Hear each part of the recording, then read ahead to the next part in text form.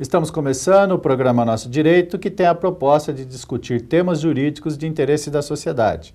O programa Nosso Direito é produzido pela TV Uniara em parceria com o curso de Direito da Uniara e vai ao ar no canal 21 da NET e na TV Educativa de São Carlos. No programa de hoje temos a honra e o grande prazer de receber a ilustre presença do professor Dr. José Wellington Pinto, professor dessa casa, advogado militante há mais de 50 anos, coordenador do Núcleo de Prática Jurídica, ex-diretor da OAB, enfim. Professor Wellington, é com grande satisfação que recebemos vossa presença no programa Nosso Direito. Na verdade, eu que me sinto honrado em poder estar aqui presente e falar aos nossos estudantes, aos advogados, aos universitários, né? E ao público em geral. Professor Wellington, recentemente nós tivemos aqui em Araraquara 3 casos de advogados que acabaram sendo presos por crimes diversos, contrabando, sonegação, pedofilia. Gostaríamos de falar um pouquinho sobre isso, sobre a OAB, sobre a ética do advogado. O que a OAB representa nesses casos? Veja bem, José Luiz, a OAB é uma entidade, é uma corporação que, fundada em 1930, em plena ditadura Vargas, ela vem desempenhando um papel de extrema importância, não apenas para os advogados, mas também para a própria sociedade, para a própria nação brasileira. A OAB, além do caráter corporativista, de cuidar dos direitos, mas também dos deveres dos advogados, ela se preocupa muito com as prerrogativas dos advogados, com os direitos que tem o advogado. Ela está sempre alerta, está sempre em defesa dos advogados e da advocacia. Mas ela também tem um código de ética e um estatuto. Esse código de ética é o mais antigo código de ética, não só do Brasil, mas da América Latina. Ele tem servido de modelo a diversos países do continente americano. Além do que, o nosso estatuto também prevê não só os direitos, como os deveres do advogado. É evidente que nem tudo é prazeroso. Nesses meus 20 anos de militância na OAB de São Paulo, eu fiquei por 9 anos presidindo tribunais e turmas de ética e disciplina. A OAB, quando necessário, ela pune o advogado. Pune por quê? Porque o advogado tem, pelo nosso estatuto, pelo nosso código de ética, de ter uma conduta ilibada, de ter um caráter inatacável. Pode errar, como humano é, e todos nós erramos, mas ele tem que manter sempre uma conduta compatível com a grandeza da advocacia.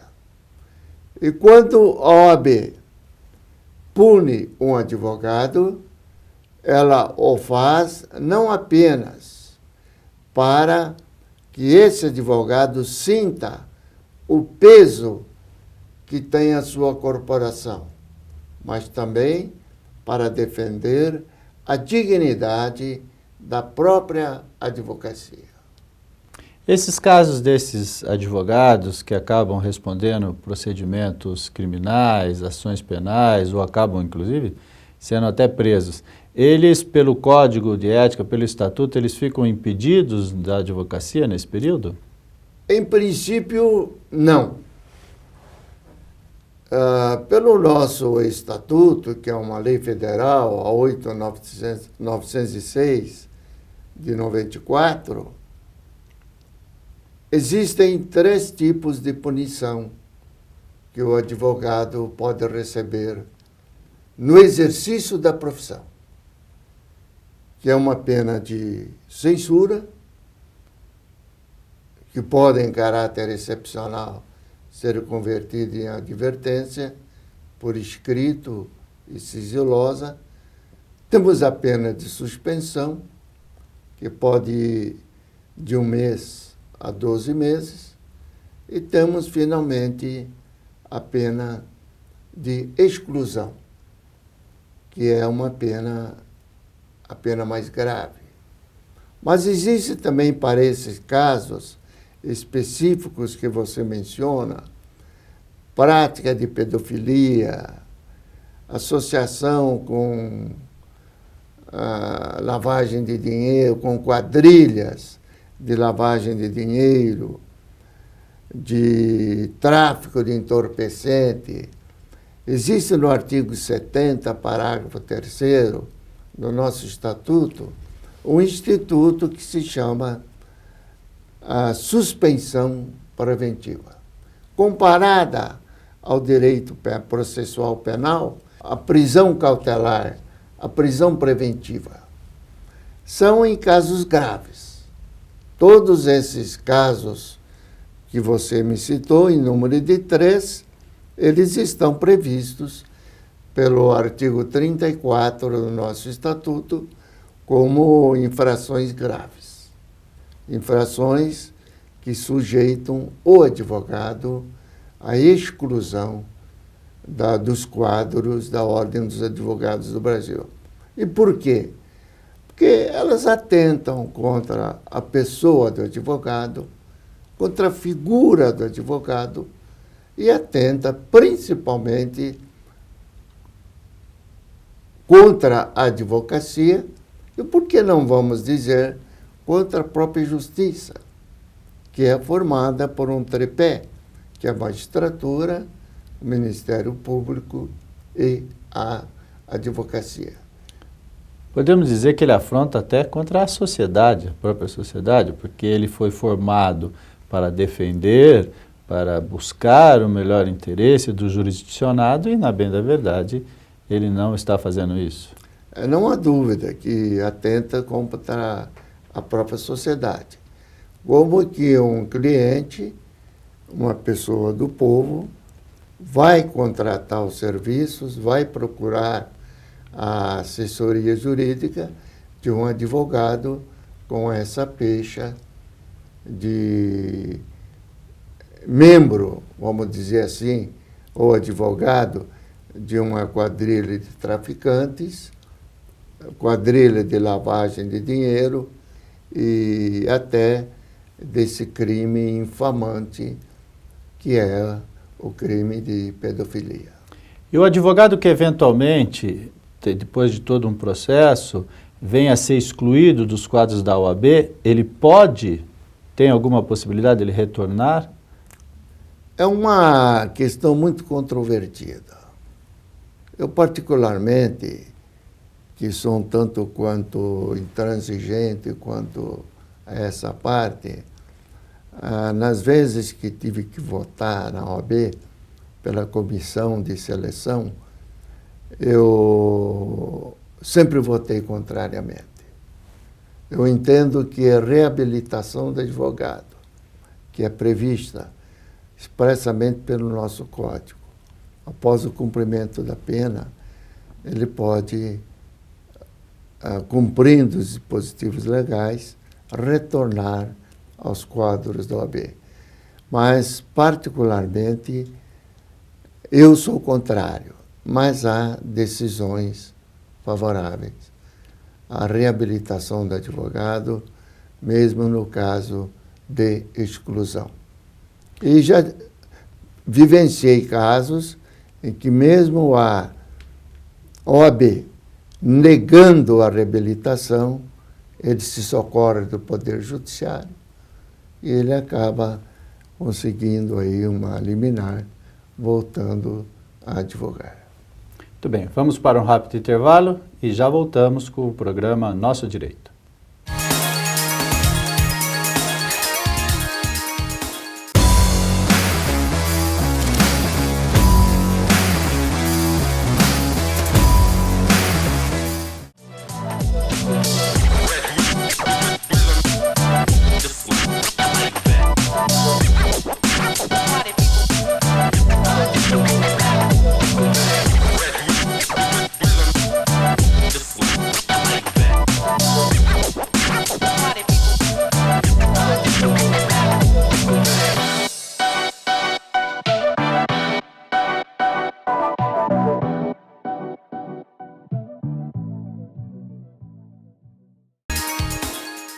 Retornamos com o programa Nosso Direito, com a presença ilustre do professor Dr. José Wellington Pinto.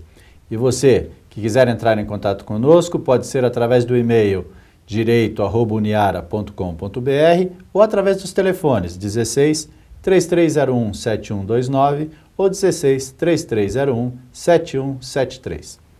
Professor Wellington, o senhor nos disse no primeiro bloco que o advogado que comete os crimes, como esses que nós comentamos, pode ser suspenso preventivamente. Caso ele não seja suspenso, ele continua advogando durante esse processo todo? Continua.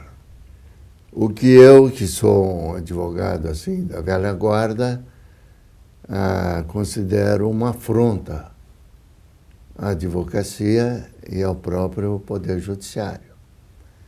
Mas, nesses casos, os tribunais de ética e disciplina, em Araraquara, nós sediamos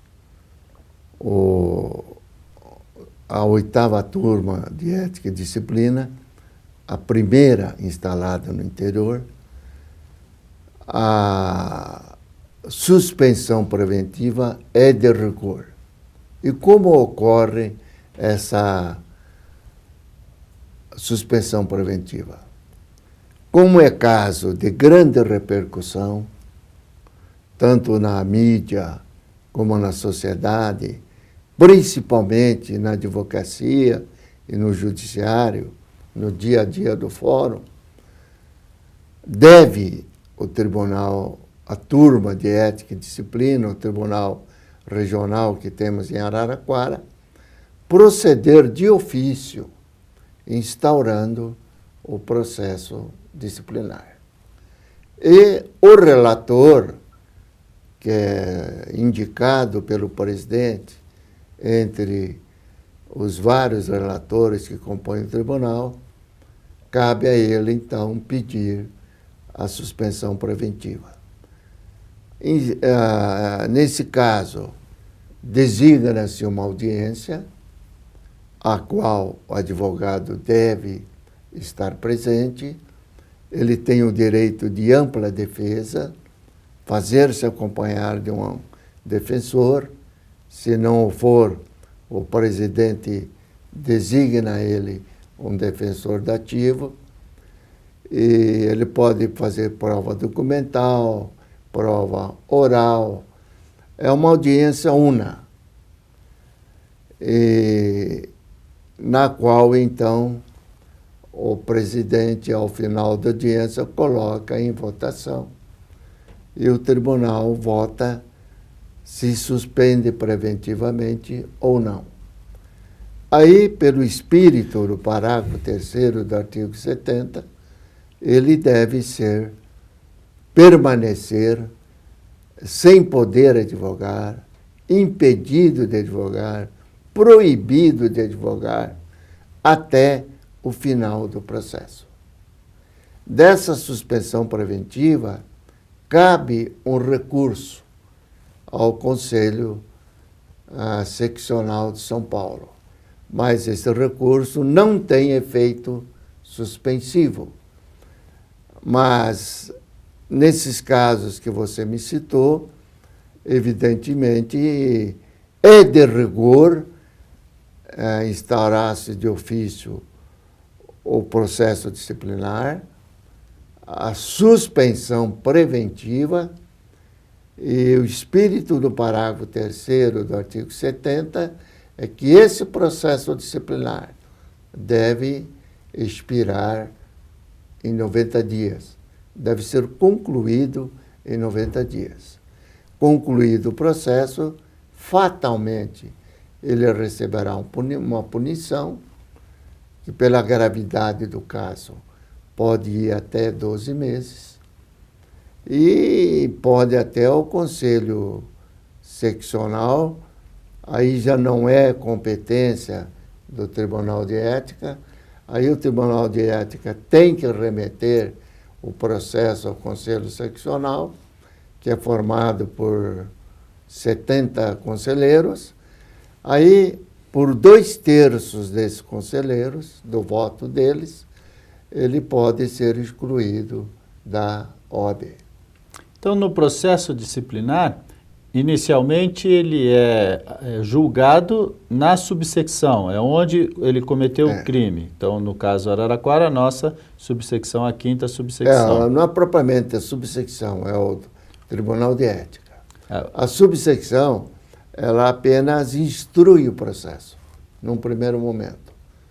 Mas, se bem que o presidente do tribunal pode também instaurar o processo e determinar que se proceda à suspensão suspensiva, se discuta, se vote e avocar assim a própria instrução processual. Mas, via de regra, num processo disciplinar sem essa gravidade, ele pode ter início, e tem geralmente início, mediante uma representação, ou do ofendido, ou de uma autoridade judicial. O que a OAB não admite, o Estatuto proíbe a denúncia anônima. A pessoa que tiver uma queixa contra advogado, em vários casos, e isso não é difícil, aconteceu um fato muito interessante, porque quando nós, em São Paulo, abraçamos a interiorização dos tribunais, e havia uma corrente contrária, que é difícil você querer concordar em abdicar de poderes, né? E não havia muita confiança nos tribunais do interior, porque alguns conselheiros mais antigos, mais radicais, entendiam que nós iríamos praticar aqui o corporativismo, que todo mundo conhece todo mundo, ninguém vai punir ninguém, mas o efeito foi justamente o contrário. A descentralização dos tribunais de ética fez com que o jurisdicionado, o cliente do advogado, ficasse mais próximo no tribunal. Então, ele se sente encorajado em ir até a subseção, fazer uma queixa, uma representação contra o advogado. Aí, então, instaura-se um processo disciplinar.